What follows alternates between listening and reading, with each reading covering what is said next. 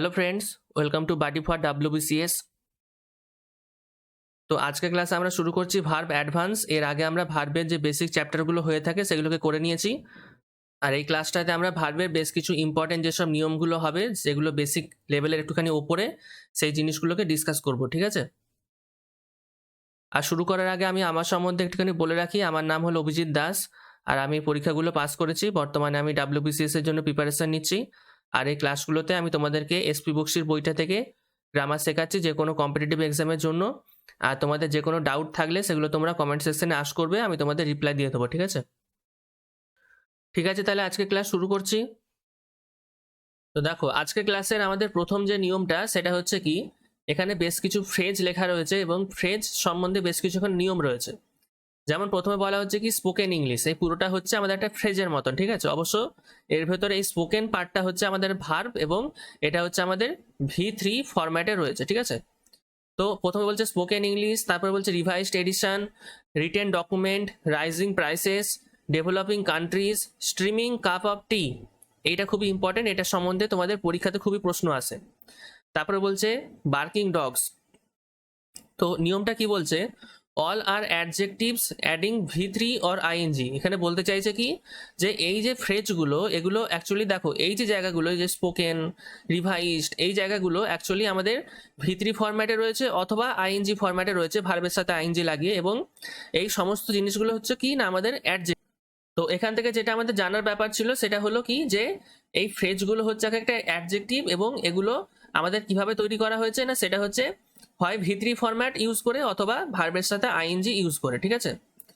আচ্ছা, এর পরের নিয়ম কি বলছে না, to use verb as a noun we use gerund or infinitive. এটা তো আমরা অলরেডি আগেই আলোচনা করে এসেছিলাম।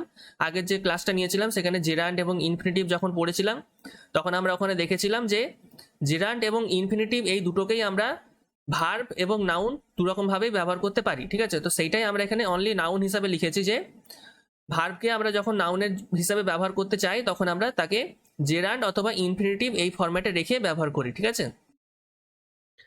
দেখো, এখানে আমাদের প্রথম উদাহরণটা কি বলছে, স্মোকিং ইজ প্রহিবিটেড হেয়ার। এখানে মিনিংটা হচ্ছে কি, যে ধূমপান এখানে নিষিদ্ধ, ঠিক আছে? এখানে স্মোকিং বলতে কিন্তু ধূমপান করা, এটা যে ভার্ব, যেটা যে ক্রিয়া, সেটাকে বোঝাচ্ছে না। এখানে স্মোকিং বলতে বোঝাচ্ছে ধূমপান, ঠিক আছে?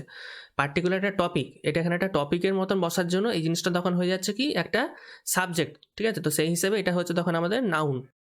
যেটা আমরা এখানে বলেছিলাম যে জেরান্ডের মাধ্যমে আমরা একটা ভার্বকে নাউনের মতন মিনিং দেওয়ার চেষ্টা করি, সেই জিনিসটাই এখানে স্মোকিং এই জিনিসটার মাধ্যমে আমরা দেওয়ার চেষ্টা করছি, ঠিক আছে? তাহলে স্মোকিং ইজ প্রহিবিটেড হেয়ার জিনিসটার মিনিং হলো কি, যে ধূমপান এখানে নিষিদ্ধ, ঠিক আছে? আর পরের উদাহরণ বলছে কি, swimming is a good exercise. বলছে সুইমিং হচ্ছে একটা গুড এক্সারসাইজ বা বেশ ভালো ব্যায়াম, ঠিক আছে? তো এখানে সুইমিং কিন্তু আর সুইম করা নয়, এখানে সুইমিং বলতে কোনো একটা পার্টিকুলার টপিকের মতন এটাকে বোঝাচ্ছে, যে সাঁতার কাটা। এবার সাঁতার কাটা মানে কিন্তু এখানে ভার্বটাকে বোঝাচ্ছে না, এখানে বলছে সাঁতার কাটা এই যে পুরো এক্সারসাইজটা, এই পার্টিকুলার এক্সারসাইজটা হচ্ছে একটা ভালো এক্সারসাইজ, ঠিক আছে? তাহলে এই ক্ষেত্রে এটা হচ্ছে আমাদের নাউন। আচ্ছা, এর পরের উদাহরণটা বলছে কি, এটা 3 নম্বর উদাহরণ। এটা বলছে কি, টু আর ইজ হিউম্যান। এই শব্দটার যে উচ্চারণ সেটা হবে আর, এবং এর মানে হচ্ছে কি না ভুল করা, ঠিক আছে? আমরা একটা কথায় বলি না যে মানুষ মাত্রই ভুল করে, তো অ্যাকচুয়ালি এটা একটা ফ্রেজ, ঠিক আছে? তো এই ক্ষেত্রে দেখো, ফরম্যাট অনুযায়ী দেখতে গেলে টু আর এটা কি হচ্ছে, টু প্লাস এটা হচ্ছে আমার ভার্ব, ঠিক আছে? তো টু প্লাস V1 যখন আমার লাগে তখন আমার কি হয়, সেটা ইনফিনিটিভের ফরম্যাটে থাকে। তাহলে এখানে আমরা দেখতে পাচ্ছি কি, যে এই টু আর এই জিনিসটাকে আমরা নাউনের মতন ব্যবহার করছি এবং মিনিংটা এরকম আসছে যে ভুল মানুষ মাত্রই করে, ঠিক আছে? তাহলে এই জায়গাটাও আমাদের ইনফিনিটিভ থাকা সত্ত্বেও এটা আমাদের একটা নাউনের সেন্স দিচ্ছে, ঠিক আছে? আচ্ছা, এর পরের নিয়ম বলছে কি, verb of sensation. Verb of sensation বলতে কি, মানে আমাদের ওখানে কিছু যে শব্দগুলো বা যে ভার্বগুলো রয়েছে সেই ভার্বগুলোর সাথে কিছুটা আমাদের সেন্সেশন বা কিছুটা আমাদের ইন্দ্রিয়গত টাচ থাকবে, ঠিক আছে? মানে আমরা যেমন অনুভব যে জিনিসগুলো করে থাকি, মানে আমরা যেসব জিনিসগুলোকে আমাদের পঞ্চ ইন্দ্রিয় যেটা বলা হয়, তার মাধ্যমে যে আমরা জিনিসকে অনুভব করতে পারি, সেই অনুভব করার সেন্সটা ইন্দ্রিয়গতভাবে কিছুটা ওখানে টাচ থাকবে, ঠিক আছে? যেমন লুক, লুক আমরা কিভাবে করব, দেখবো চোখের মাধ্যমে। সিম বুঝতে পারা বা অনুভব করা। সাউন্ড, অ্যাপিয়ার, এগুলো কিন্তু সমস্ত ভার্ব এখানে, ঠিক আছে? স্মেল, টেস্ট, ফিল, এগুলো হচ্ছে আমাদের ভার্ব অফ সেন্সেশন। এছাড়াও এখানে আরো কিছু ভার্বের কথা বলা হচ্ছে, যেমন and some other verbs like be, become, turn, get, grow, keep, make আর হচ্ছে কি না প্রুভ। এবার নিয়মটা বলছে কি এইগুলো এবং এইগুলোকে মিলিয়ে all this verbs are qualified by adjectives not by adverbs. এখানে যেটা বোঝার ব্যাপার সেটা হলো, এখানটা একটুখানি ভালো করে খেয়াল করো, আমরা জানি যে অ্যাডজেক্টিভ কি করে না কোনো নাউন এবং প্রোনাউনের দোষগুণ বোঝায়, মানে তাকে কোয়ালিফাই করে, ঠিক আছে। কিন্তু অ্যাডভার্ব করে কি, অ্যাডভার্ব কোনো ভার্বের দোষগুণ বোঝায় বা তাকে কোয়ালিফাই করে, ঠিক আছে। এখানে অবশ্য অ্যাডভার্বের আরও অনেক কাজ থাকে। অ্যাডভার্ব অনলি শুধু ভার্বের দোষগুণ বোঝায় না, এটা অ্যাডজেক্টিভেরও দোষগুণ বোঝায়, এমনকি অন্য অ্যাডভার্বেরও দোষগুণ বোঝায়। তবে সেগুলো আমি এখানে আনছি না, কারণ জিনিসটা কনফিউজিং হয়ে যাবে। যেটা আমাদের এখানে ক্লিয়ার রাখা সেটাই আমি এখানে বলছি, ঠিক আছে। তাহলে যেটা এখানে বলার ব্যাপার সেটা হলো যে আমরা জানি অ্যাডভার্ব কি করে না কোনো ভার্বের দোষগুণ বোঝায়, আর অ্যাডজেক্টিভ করে কি না কোনো নাউন প্রোনাউনের দোষগুণ বোঝায়। তো সেই হিসেবে এরা যেহেতু ভার্ব, তো এদেরকে কোয়ালিফাই করবে কে, সেটা কোয়ালিফাই করার জিনিস হচ্ছে অ্যাডভার্বের দ্বারা। কিন্তু এখানে দেখা যাচ্ছে যে এই পার্টিকুলার ভার্বগুলো কোনো অ্যাডভার্বের দ্বারা কোয়ালিফাই না হয়ে এরা কোনো পার্টিকুলার অ্যাডজেক্টিভের দ্বারা কোয়ালিফাই হয়। এখানে ব্যতিক্রমী যে ব্যাপারটা সেটা হলো অ্যাডজেক্টিভ কিন্তু কোনো ভার্বকে কোয়ালিফাই করে না, অ্যাডজেক্টিভ নাউন এবং প্রোনাউনকে কোয়ালিফাই করে, কিন্তু পার্টিকুলার এইগুলোর ক্ষেত্রে এরা অ্যাডজেক্টিভের দ্বারা কোয়ালিফাই করা হবে, ঠিক আছে। উদাহরণটা দেখে নাও, বলছে when he heard the news he became sad নাকি স্যাডলি, এই দুটোর মধ্যে যে কোনো একটাকে নিতে হবে। বলছে যখন সে এই খবরটা শুনলো তখন সে কি হয়ে গেল, স্যাড হয়ে গেল নাকি স্যাডলি হয়ে গেল। স্যাড হচ্ছে আমার অ্যাডজেক্টিভ, স্যাডলি হচ্ছে আমার কি না অ্যাডভার্ব, ঠিক আছে, এভি লিখছি। তো আমরা জানি নর্মালি আমরা জানি কি যে আমার ভার্বকে অ্যাডভার্বের দ্বারা কোয়ালিফাই করাতে হয়, কিন্তু এখানে মিনিংয়ের ক্ষেত্রে বা সেন্সের ক্ষেত্রে আমাদের কিন্তু স্যাডলিটা হবে না। আমাদের এখানে যেটা লাগবে সেটা হচ্ছে স্যাড, যদিও এটা একটা অ্যাডজেক্টিভ। তাহলে when he heard the news he became sad, যখন সেই খবরটা শুনেছিল তখন সে কি হয়েছিল না দুঃখিত হয়ে গেছিল, ঠিক আছে। এর পরের নিয়ম বলছে কি a verb either does not take any preposition or takes a fixed preposition. এখানে বলতে চাইছে যে একটা ভার্ব হয়তো তার সাথে কোনো রকম সে প্রিপোজিশন নেবে না, আর যদি নেয় তার সাথে যে পার্টিকুলার যে ফিক্সড প্রিপোজিশন লাগে সেটাকেই সে একমাত্র নেবে, ঠিক আছে। আর ভার্বের সাথে যখন কোনো প্রিপোজিশন লাগে সেটা অ্যাকচুয়ালি একটা তৈরি করে কি না ফ্রেজাল ভার্ব, ঠিক আছে। যেমন উদাহরণ বলছে কি আই প্রেফার কফি দেন নাকি টু, কোনটা হবে, দেন হবে নাকি টু হবে, যে কোনো একটা হবে, এটা ফুল স্টপ হবে এখানে। বলছে যে আই প্রেফার আমি পছন্দ করি কোনটাকে না কফি, মানে কফিটাকে পছন্দ করি কোনো একটা পার্টিকুলার জিনিসের থেকে বেশি, এবং সেই জিনিসটা কি না সেটা হচ্ছে টি, চায়ের থেকে কফিকে আমি বেশি পছন্দ করি।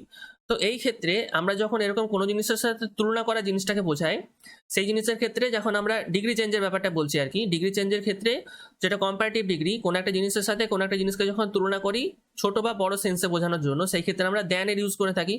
কিন্তু এই পার্টিকুলার উদাহরণটাতে আমাদের কি হবে, এখানে দ্যান হবে না, কারণ প্রেফার এই ভার্বটা আমাদের দ্যান এই প্রিপোজিশনটাকে না নিয়ে টু এই প্রিপোজিশনটাকে নিয়ে থাকে, সেই জন্য হবে আই প্রেফার কপি টু টি। এটাও কিন্তু তোমাদের খুবই ইম্পর্টেন্ট, এর থেকেও তোমাদের পরীক্ষাতে অনেক প্রশ্ন আসে। এর পরের নিয়ম বলছে কি ইফ ইনফিনিটিভ, যেটা কি না যেমন টু স্লিপ, টু রাইট, ইনফিনিটিভের ফরম্যাটটা কি হয়, প্রথমে লাগবে টু, তার সাথে লাগে আমাদের V1 ফরম্যাট, ঠিক আছে, এটা হচ্ছে আমাদের ইনফিনিটিভ। তো if infinitive qualifies a noun, যেমন বেড, পেন, নাউন তো তোমরা জানো নর্মাল কোনো জিনিসের নাম বোঝায় সেই জিনিসগুলো, the infinitive takes a suitable preposition after it. এখানে নিয়মটাতে বলতে চাইছে কি যে যদি কোনো ইনফিনিটিভ কি করে না কোয়ালিফাইজ এ নাউন, মানে কোনো একটা নাউনের যদি দোষগুণ বা কোয়ালিটি বোঝায়, সেই ক্ষেত্রে কি হবে না the infinitive takes a suitable preposition after it, এবং সেই ক্ষেত্রে কি হবে না ইনফিনিটিভের পরে একটা প্রিপোজিশন বসবে, ঠিক আছে। এই হচ্ছে এই নিয়মটার মিনিং। এবার উদাহরণটা দেখে নাও কি বলছে, যেমন the poor man had no bed to sleep in, বলতে চাইছে কি যে গরিব মানুষটার কোনো বিছানা ছিল না, কিসের জন্য না ঘুমানোর জন্য, ঠিক আছে। তো এবার নিয়ম অনুযায়ী ফরম্যাটটা চেক করো কি বলেছে, বলেছিল কোনো ইনফিনিটিভ, এখানে ইনফিনিটিভ কোথায় আছে to sleep, two plus V1, এটা হলো আমাদের ইনফিনিটিভ। আচ্ছা এবার কি বলেছিল কোনো একটা নাউনকে কোয়ালিফাই করবে, এখানে নাউন কোনটা, নাউন হচ্ছে আমাদের এই বেড, এই জিনিসটাকে কোয়ালিফাই করছে টু স্লিপ এই জিনিসটা, ঠিক আছে। মানে বেডটা কি কাজে লাগবে সেই জিনিসটা আমাদের এখানে বোঝাচ্ছে না টু স্লিপ করতে লাগবে, ঠিক আছে, মানে বেডটা ঘুমানোর জন্য লাগবে, তাহলে বেডটাকে কোয়ালিফাই করা হয়ে গেল। আচ্ছা এরপরে কি বলেছিল নিয়মে যে তাহলে ইনফিনিটিভ কি করবে না তারপরে একটা পার্টিকুলার ফিক্সড প্রিপোজিশন নেবে, ঠিক আছে। এবার এখানে আমাদের ফিক্সড প্রিপোজিশন বলতে কোনটা আসছে, সেটা হচ্ছে আমাদের এই ইন, এই প্রিপোজিশনটা, ঠিক আছে। সাধারণত আমরা এরকম ভাবে লাস্ট আর প্রিপোজিশন লাগাই না, কিন্তু এই ক্ষেত্রে লাগছে। তাহলে পুরোটা দেখো কি বলছে, the poor man had no bed to, এটা কিন্তু পার্টিকুলার প্রিপোজিশনটা লাগছে আমাদের ইনফিনিটিভ তৈরি করার জন্য। আমাদের এইখানে যে সুইটেবল প্রিপোজিশনের কথা বলা হচ্ছিল সেইটা কিন্তু এইটা নয়, সেটা হচ্ছে লাস্টের এইটা। বেডে স্লিপ করার জন্য, মানে বেডেতে স্লিপ করার জন্য আমাদের হচ্ছে এই ইন প্রিপোজিশনটা আসছে, সেই জন্য পুরোটাতেই একসাথে জিনিসটা আসছে কি না, the poor man had no bed to sleep in, ঠিক আছে। এই জিনিসগুলো কিন্তু ভ্যারি করবে, যেখানে যেমন আমাদের দরকার হবে সেখানে সেমনভাবে চেঞ্জ হয়ে যাবে। যেমন এখানে আসছে উইথ, এখানে আসছে অন, ঠিক আছে। যেমন কাজের হবে তেমন আমাদের প্রিপোজিশন আসবে।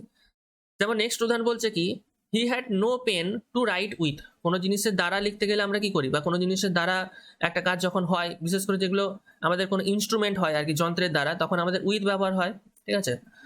তো এখানে আমাদের পেন হচ্ছে নাউন, টু রাইট এটা হচ্ছে আমাদের সেই infinitive V1 two plus V1, আর এইটা হচ্ছে আমাদের সেই প্রিপোজিশনটা, ঠিক আছে। পেনের দ্বারা লেখা হবে, সেই জন্য আসছে আমাদের উইথ। তাহলে এখানে মিনিংটা ছিল যে তার কোনো পেন ছিল না কি করার জন্য, না লেখার জন্য, এবং লেখা হবে এইটার দ্বারা, সেই জন্য আসছে উইথ। এর পরের উদাহরণ বলছে কি, do you have a chair to sit on. অবশ্যই এটা ইন্টারোগেটিভ সেন্টেন্স, কিন্তু সেটার সাথে কোনো অসুবিধা হবে না।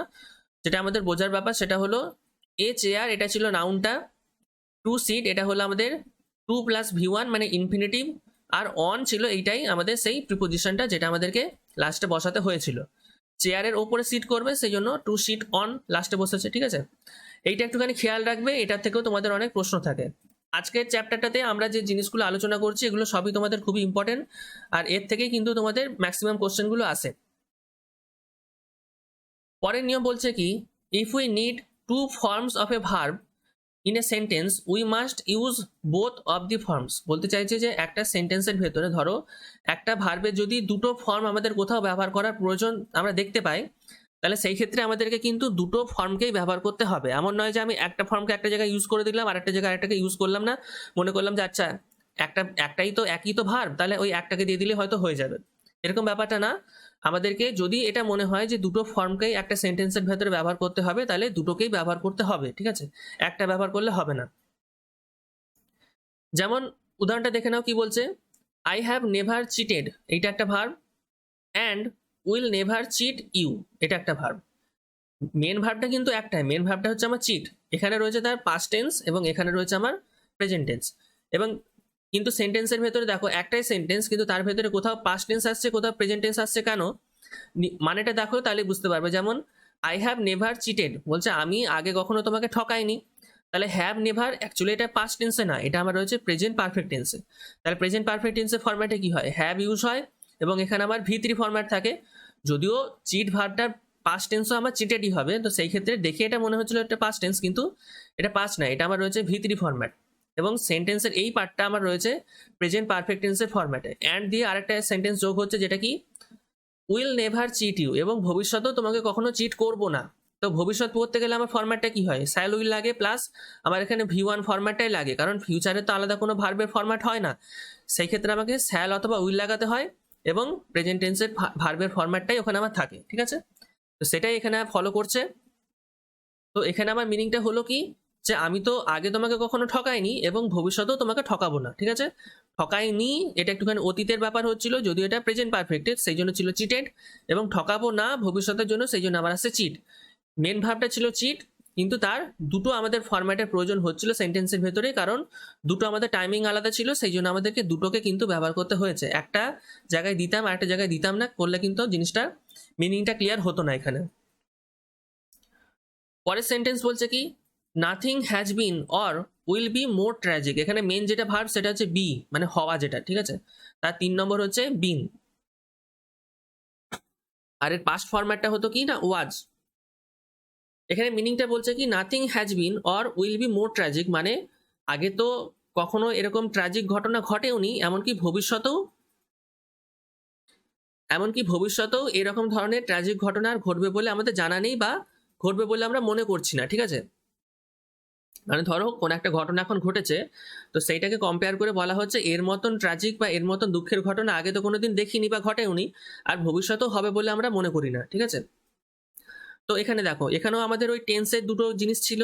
একটা আমার আগের ঘটনা বলা হচ্ছে, সেই ক্ষেত্রে আমার আসছে প্রেজেন্ট পারফেক্ট টেন্স, ওই জন্য আমার এটা ভি3 ফরম্যাট, বি মেন ভার্বের। আর এই ক্ষেত্রে আসছে উইল বি, যেহেতু আমার ফিউচারের জিনিস বোঝাচ্ছে সেই জন্য আমার এটা আসছে ভি1 ফরম্যাট। তো মেন ভার্বটা ছিল বি, তার আমার এখানে ভি3 এবং ভি1 দুটো ফর্মকে ইউজ করতে হয়েছে, ঠিক আছে। এই জিনিসটা এখানে বোঝাচ্ছিল।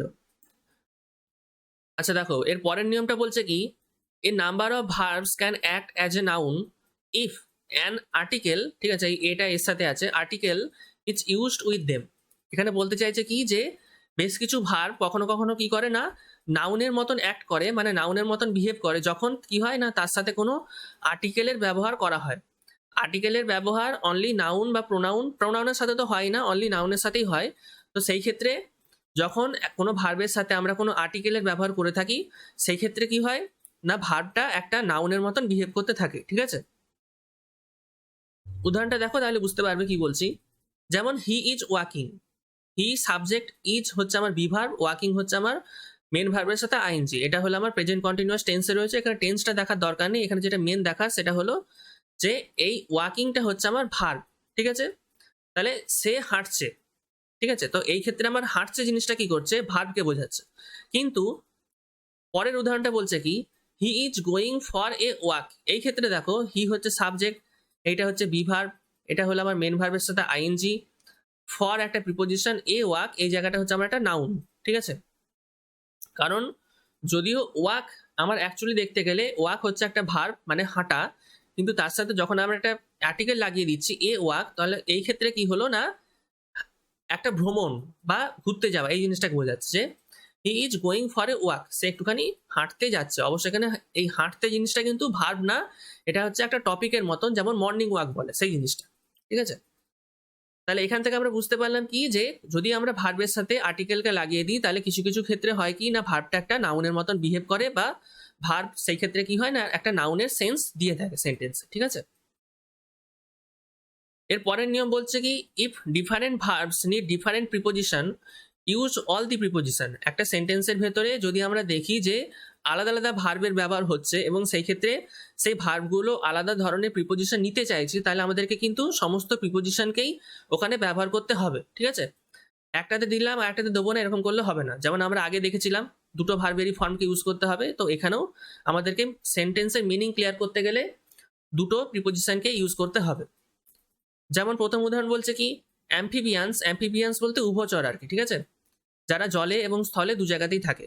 Amphibians can live on land, ল্যান্ডের ওপরেও, অ্যান্ড ইন ওয়াটার এবং জলের মধ্যেও।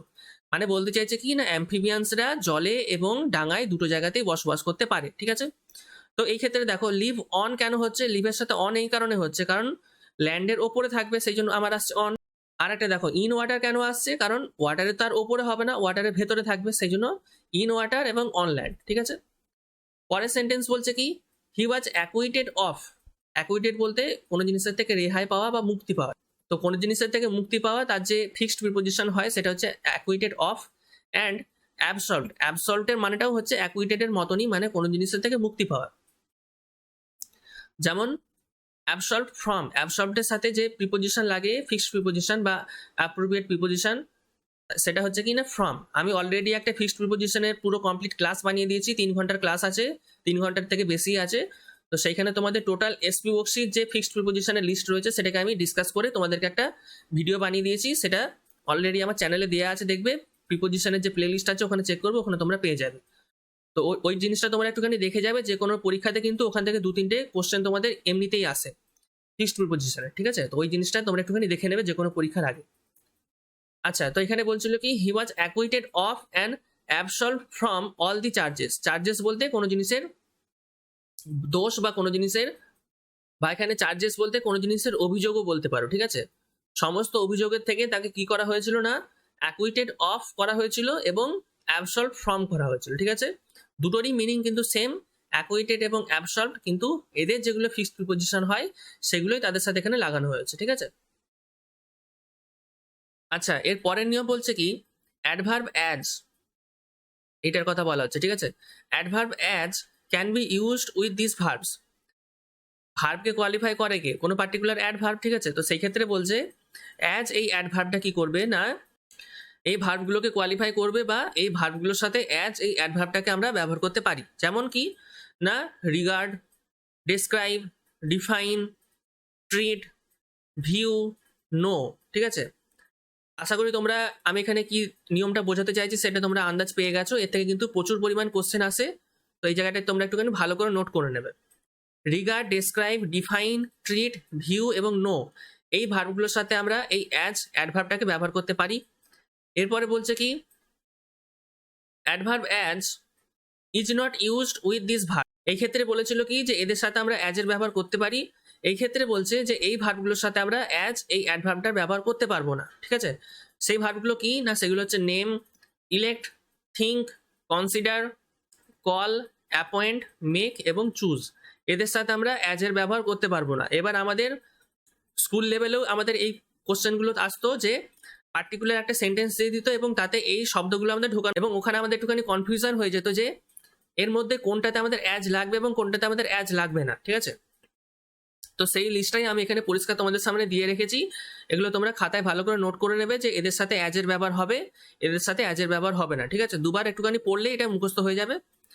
তো এবার উদাহরণ দেখে নাও কি বলেছে, I regard him as my brother, আমি তাকে আমার ভাইয়ের মতনই মনে করি, ঠিক আছে। তাহলে এখানে আমরা দেখেছিলাম কি যে এর সাথে আমাদের অ্যাজের ব্যবহার হবে রিগার্ডের সাথে, তাহলে সেই ক্ষেত্রে আমাদের I regard him as my brother এই সেন্টেন্সটা আমার ফরম্যাট এবং মিনিং এর দিক থেকে ঠিক। নেক্সট উদাহরণ বলছে কি, biology has been defined as the study of organism, অর্গানিজমের স্টাডির যে ফিল্ড তাকে আমরা কি বলে থাকি না, সেটা হলো বায়োলজি, ঠিক আছে। এবং এখানে আমাদের যে ভার্বটা চেক করা সেটা হচ্ছে কি ডিফাইন্ড, ডিফাইন আমাদের এখানে ছিল, ডিফাইনের সাথে আমাদের কি বলা ছিল যে আমাদের অ্যাজের ব্যবহার হবে, তাহলে সেই ক্ষেত্রেও আমাদের এই যে অ্যাজটা রয়েছে এখানে এটা আমাদের ঠিক আছে, তাহলে এই সেন্টেন্সটাও আমাদের মিনিং এবং ফরম্যাটের দিক থেকে ঠিক আছে।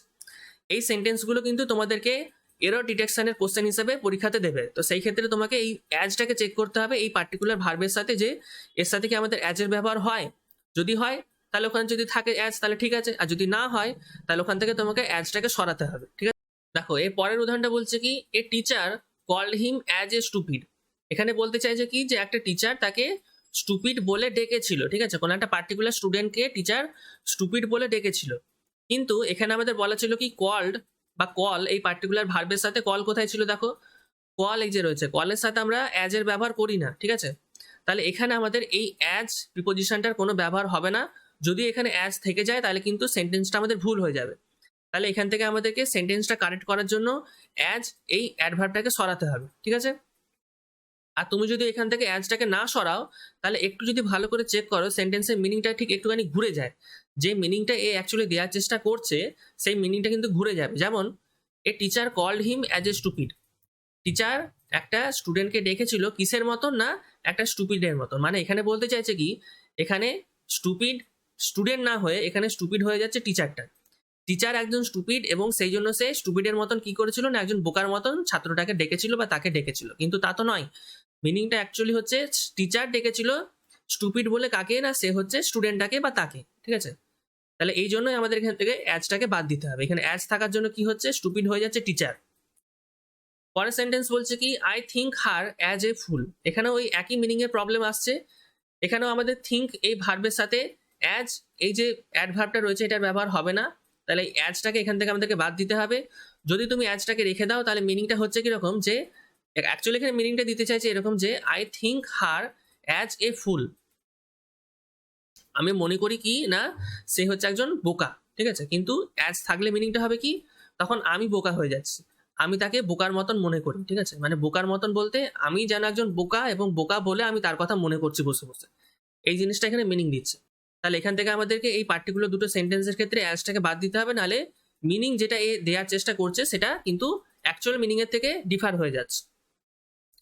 তাহলে এখান থেকে আমরা শিখলাম যে কোন কোন পার্টিকুলার ভার্বের ক্ষেত্রে অ্যাজের ব্যবহার করব আর কোন ভার্বের সাথে আমরা অ্যাজের ব্যবহার করব না। এই পার্টিকুলার নিয়মটা কিন্তু খুবই ইম্পর্টেন্ট, আর এর থেকে কিন্তু তোমাদের সব জায়গাতেই কোশ্চেন আসবে, যে কোনো পরীক্ষাতে তোমাদের কোশ্চেন আসে, সেই জন্য ভালো করে তোমরা এটাকে তোমাদের খাতায় নোট করবে। ঠিক আছে, তাহলে এই ছিল আজকের আমাদের ক্লাস। আজকের ক্লাসে আমরা ভার্ব অ্যাডভান্সের ফার্স্ট পার্টটাকে আলোচনা করলাম। এর পরের দিন ভার্ব অ্যাডভান্সের আমরা সেকেন্ড পার্ট আলোচনা করব এবং তারপরে আমরা কোশ্চেন আলোচনা করব। ঠিক আছে, তাহলে এই ছিল আজকের আমাদের ক্লাস। ভিডিওটা দেখার জন্য থ্যাংক ইউ। আর যদি ভালো লাগে অতি অবশ্যই লাইক করবে আর তোমাদের বন্ধুদের সাথে শেয়ার করবে। আর যদি চ্যানেলে নতুন এসেছো তাহলে চ্যানেলটাকে সাবস্ক্রাইব করে নেবে। আর সিভিল সার্ভিস অ্যাসপিরেন্ট নামে আমাদের একটা ফেসবুকের পেজ রয়েছে, ওটা লিঙ্ক আমি ডেসক্রিপশন বক্সে দিয়ে রেখেছি, তোমরা চাইলে ওটা ফলো করতে পারো। ওখান থেকে তোমরা ক্লাসের নোটসগুলো পেয়ে যাবে। আর এর আগে আমি যেসব আদার্স ক্লাসগুলো বানিয়ে দিয়েছি সেগুলো দেখবে, লিঙ্ক আমি ডেসক্রিপশন বক্সে দিয়ে রেখেছি, প্লেলিস্টের লিঙ্কগুলো। তোমরা যদি এখনো আগের ক্লাসগুলো না দেখেছো তাহলে ওই ক্লাসগুলো তোমরা দেখে নিও। ঠিক আছে, তাহলে দেখা হচ্ছে পরের দিনের ক্লাসে। Till then thank you, have a great day, by.